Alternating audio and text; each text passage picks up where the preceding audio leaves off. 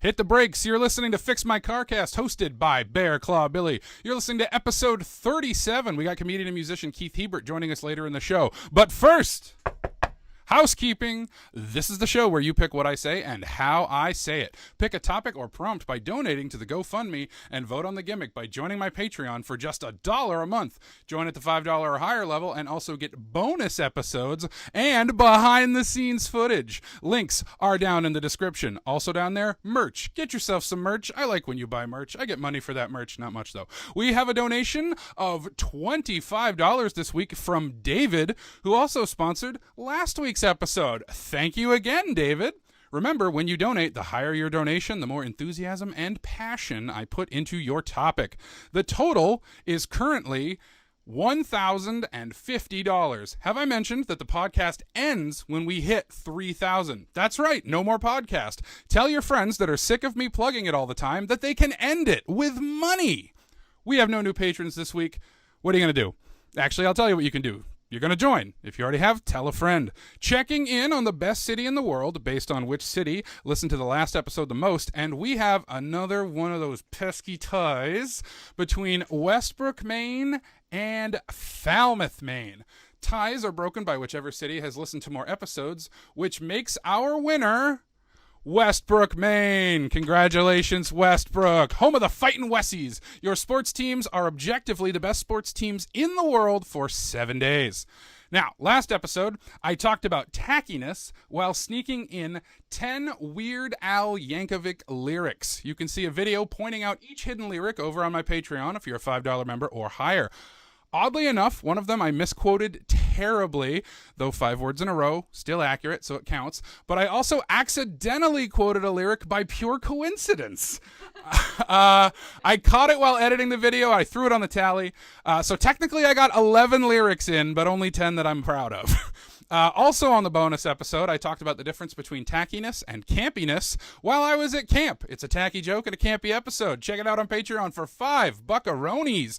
Let's talk next week's gimmick poll. These are your choices for next week's episode gimmick. They are: wear a wig, incorporate 10 randomized Wikipedia entries, stand in the ocean, and it is September in Maine, or our returning option, just re-released from the Billy Vault, do a Kermit the Frog voice, which is currently winning. Go vote over on Patreon. The poll closes Thursday, September 22nd at noon Eastern America time. All right, time for today's gimmick. Our big winner is one-sided pillow fight. I am joined by Little Misbehavior, who will be thwacking me with pillows during the rest of the episode.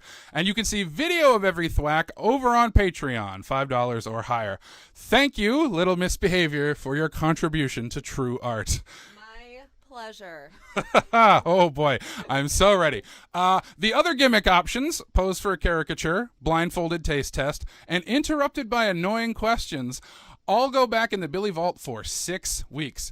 Of course, gimmicks don't start until housekeeping is out of the way, just in case any of them prevent me from sharing vital information. That is the sound of my glasses leaving my face. And now we are entering the gimmick zone. From this point on, gimmicks are active and everything is improvised. Today's prompt comes from David for $25. And it's honestly kind of hard to sum up today's topic without telling you a little story about how it came into being. But I will warn you up front that it may contain spoilers for the movie Crash. The good one, not the Oscar winner. This is, of course, David Cronenberg's Crash from 1996. And the story here, I'm being thumped by a mermaid right now. The story here is, it's kind of a backstory. And there's a dog here, too. That wasn't part of the gimmick. So how this whole episode came to be is me and my friends, my roommates, we have a movie night. I'm bracing for thwacks. So we have a movie night, and the only theme is that whatever movie we watch, it has to be related to the movie movie we watched last week. It can be connected in any way. And so one night we watched Crash. And by the way, my roommates have both asked to go by aliases. So one of them is Big Daddy Zach, and the other one is Roommate 2. One of them didn't enjoy the movie. I'll let you guess by the creativity of their aliases. So anyway, we're watching the movie, and if you haven't seen Crash, first of all, pause this episode and go watch it right now. It's a real banger. Again, not to be confused with the Best Picture winner, which is vaguely about racism. I don't.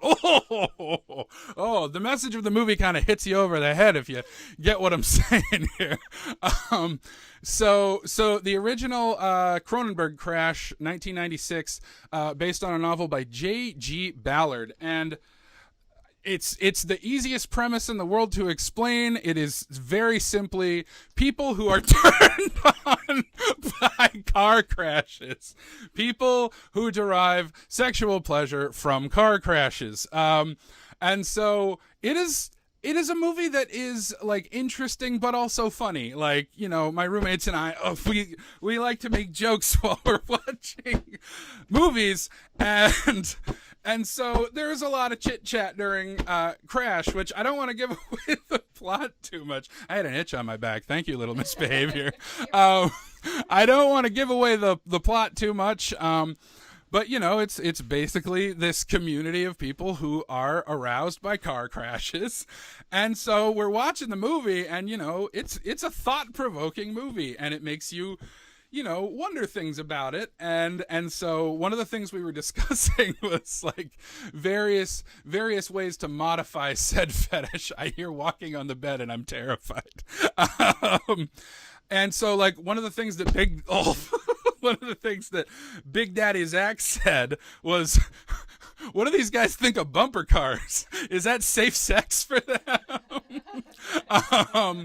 And so Big Daddy Zach, who's quite hilarious, had some of the best comments of the night.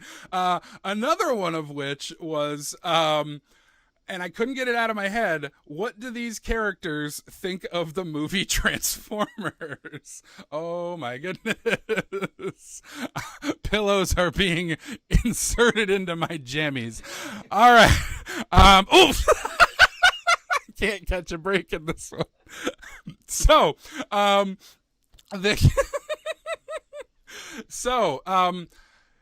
couldn't stop thinking about this the whole night. Like, what would the characters from Crash, assuming that they survive to the year 2007, I believe, to see Michael Bay's Transformers. So what if characters from Cronenberg Crash saw Bay Transformers? And I genuinely don't know. And we kind of had like a side conversation going during the movie, during a lot of the sex scenes, because Crash is NC-17. So brace yourself for that. And though honestly kind of tame by anyone's standards who's been on the internet. These people are extremely turned on by car crashes in that some of them fetishize, like, you know, the parts of the cars being destroyed. Some of them fetishize famous car crashes from history. Like, they all have their own angle on it. There's one character played by Elias Koteas, who you may know as Casey Jones from Teenage Mutant Ninja Turtles. And his character's obsession is, quote, reshaping of the human body by modern technology. And that got me thinking, I think he would be the character who is the most into, I can feel it coming. He would be the character who would most be into the Transformers, because it's cars. It's cars that turn humanoid. It is complete coincidence that the topic is about things crashing into each other and the gimmick is about things crashing into each other. I swear I don't plan this. Last week, Weird Al was the gimmick, and I had to talk about tackiness, and he has a song about tackiness. You can't make this stuff up, folks. So I know there's one coming. Oh, little misbehavior is very good at scaring me. That's a nice one. Thank you. So Elias Koteas like draws a lot of art about like technology being like fitted onto the human body and whatnot. And so I think he would be into the Transformers movies because, their cars crashing into each other. They have fights. They have big fist fights and they beat the shit out of each other. But then they turn into cars. And sometimes they're all beat up and there's busted glass going everywhere. So I think Elias Koteas, would definitely be into the movie Transformers. The other characters, I think some of them just fetishize the cars themselves. So I think they would just be into any old movie that has some cars and especially some car crashes. If they made it to the year Fast and Furious, when was the first Fast and Furious? Wasn't that 2001? So that's not too far away. 96 to 2001. Yeah. Oh, this is hitting me right now. Casino Royale, the James Bond movie. They set a record with that car crash.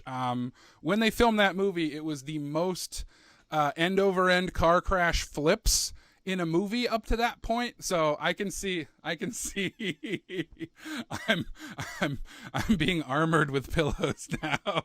I live in a little pillow house, which also blocks me from when the next impact is coming. So this is an interesting strategy to say the least. So yeah, I mean, a lot of Bond movies have good car crashes. Actually, oh my God, they would love GoldenEye, which I believe came out the very next year, right after Crash. There's a tank smashing through everything, and the character Xenia Onatopp is definitely turned on by violence.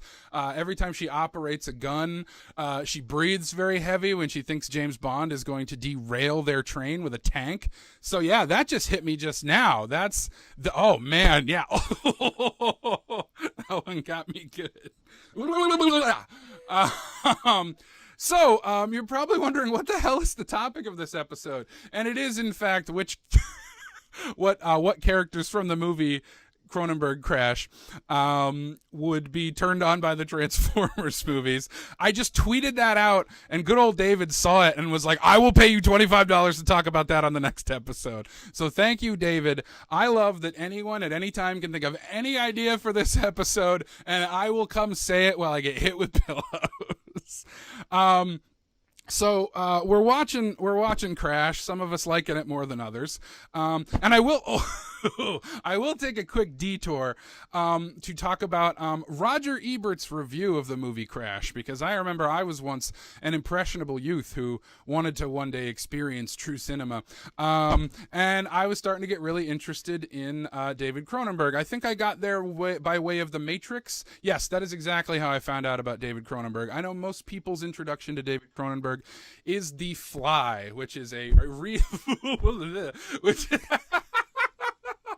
so David Cronenberg's version of The Fly is, for lack of a better term, probably the most mainstream David Cronenberg movie. I feel like a lot of people are aware of it. They love them some Jeff Goldblum. I feel like he sort of has like his horror sci-fi side, and then he has his more like kind of art house, real world, very stylized sort of movies. And so I found out about him because of The Matrix. I was reading a book about The Matrix, and they mentioned existence, which is, the word existence, but spelled kind of strange. And so I remember being like, oh, this movie sounds neat. It's about like people in a video game. And we got the dull thuds. And so that was kind of my into Cronenberg. I was like, I got to see whatever existence is. So I watched that. I actually watched The Fly fairly late. Sorry, we got a bogey. One of the pillows went up over the wall, and for the record, the wall is me.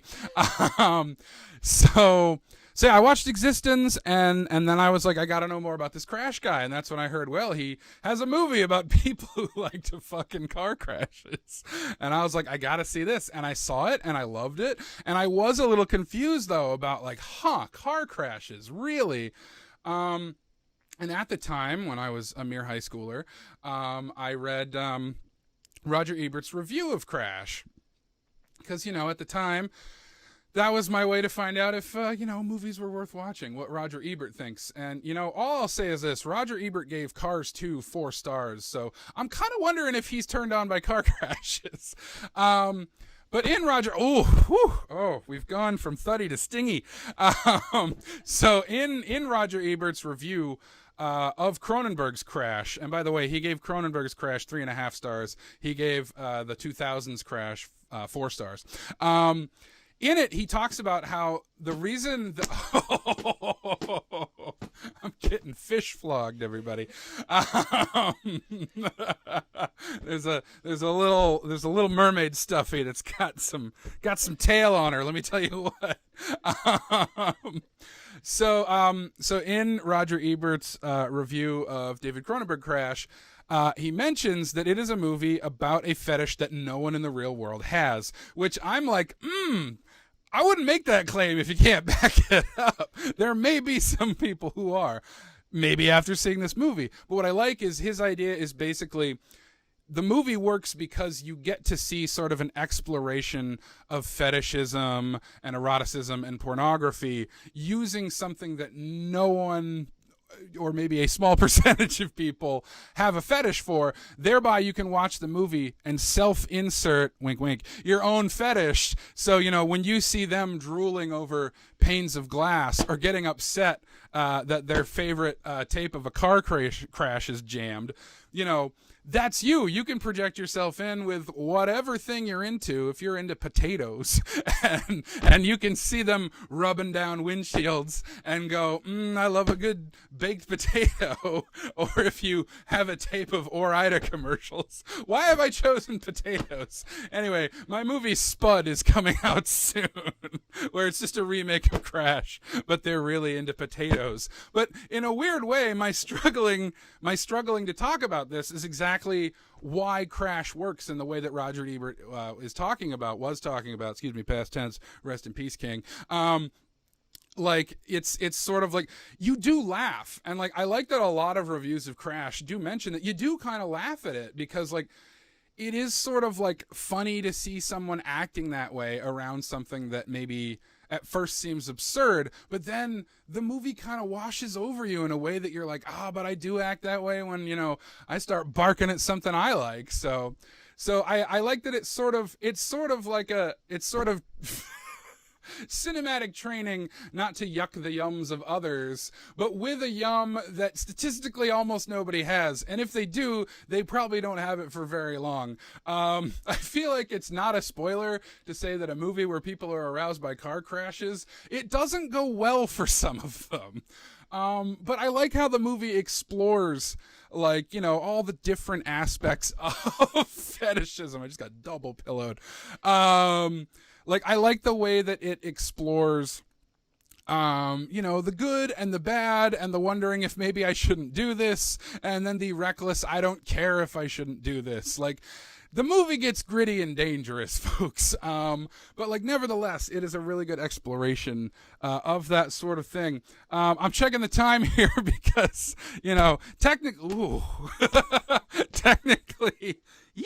technically the topic is simply just what they would think of the Transformers films. So I have only seen the first 3, I believe. Couldn't tell you what their names are. Those movies all blur together. If I were to go down the path of what specific Transformers movies they would like, I believe in the second movie there is a Transformer that is disguised as a hot college co-ed. I feel like Elias Koteas would definitely be into her. But, okay, I knew there were more topics I had to remember. It's kind of hard to think sometimes when a little brat is smacking you with pillows. So I think there's a humanoid-looking one in The Last Night or something. He's very much the C-3PO one. I haven't seen all the movies. They really took a dip after 3. They're all bad. I'm sorry. You have some occasional hits, Michael Bay, but, I got to be honest. And so yeah, there's some humanoid ones in that, but here's the thing. Even though I say that Elias Koteas would probably enjoy the Transformers films the most because of his obsession with reshaping of the human body by modern technology, there is no human body to start from with a Transformer. Or is there? Did you think that a discussion of David Cronenberg's Crash would eventually get into the humanity of artificial intelligence? Well, here we are. This is the kind of podcast this is. We'll talk about anything. Oh my gosh, friends, I am getting squish mellowed. So, where was I? Okay, so there's no human element to the Transformers. They are technically aliens. They are from another planet. They definitely have a humanoid frame, but nothing about them is what we would typically call human. Gee, that kind of makes me think about Data from Star Trek. Wait a minute, Star Trek? Hold on. The Borg. Oh, I've been sharked. For those who haven't sprung to see the various pillows attacking me, I have a Jaws pillow that a very dear friend made for me, and I have been jawsed. So I was thinking the Borg from Star Trek, like cyborgs. Like, I feel like Elias Koteas' character and maybe some of the other characters. James Spader. Have I buried the lead that James Spader is in? Oh my goodness. I've buried the lead that James Spader is in this movie, because when Spader's about, it's going to be a kinky time.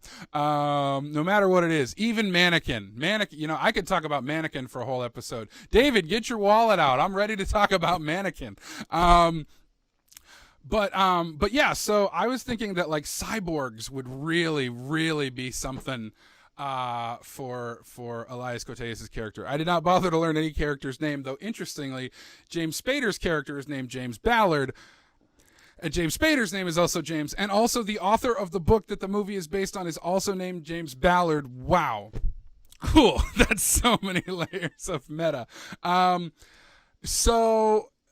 So yeah, I think the Borg. I was trying to think of other cyborgs. RoboCop. Now this is a tricky one because the police sometimes raid. So this is one of my favorite scenes in the whole movie of Crash. Is they put on demonstrations where they talk about famous car crashes, and then they replicate them. But they like meet at this stadium in in a backyard.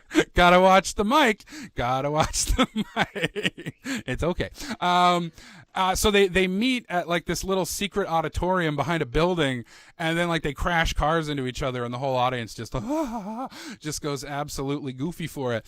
And then the cops bust it up, and like here's why I think they wouldn't like RoboCop, because at the end of the day, all RoboCops are bastards, and so I feel like they would enjoy the story of a man being augmented with modern technology, I guess future technology. Though when is RoboCop set? It's probably in the past now. It's my favorite thing about sci-fi movies. Eventually, they'll all be in the past. But yeah, so I think like cyborgs, anything like the Bionic Woman, like that old TV show. I feel like they would like that. I haven't gotten to my number one answer for the favorite movie of all the characters in Crash, though. But we are winding our way there because I am watching the clock on how long this episode is going to be. And full disclosure, I could cut it a little short based solely on my pillow endurance. But I promise I'm segueing to a very I'm segueing to a related topic, because they would not like RoboCop because he's a cop. But you know what movie has a lot of cars crashing and has a lot of cops looking like idiots and getting fucked up? The Blues Brothers. They would adore the Blues Brothers. Spoiler for the Blues Brothers, but if you want to see cops just crash into everything, that's your movie right there. I don't always feel great about endorsing John Landis. You know what? Too sensitive of a subject. We're not going to talk about what they would think of John Landis, but look up why he's a piece of shit.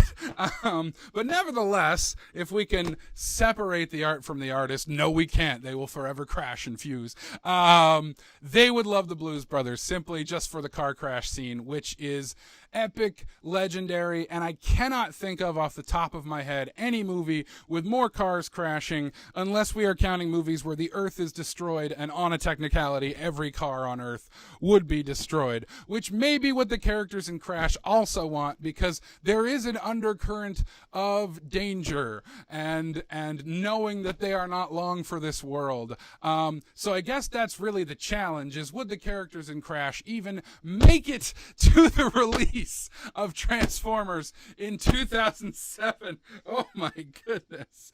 I do not know that they would. I don't even know if I'm going to make it to 30 minutes. Oh boy. I don't know if you can hear the pillows on the mic. I think you can. But anyway, there's Crash for you. The good one, not the Oscar winner. And thank you so much, David, for sponsoring this topic. And I think I've said all I could say. Let me rattle my brains on some other car crash movies.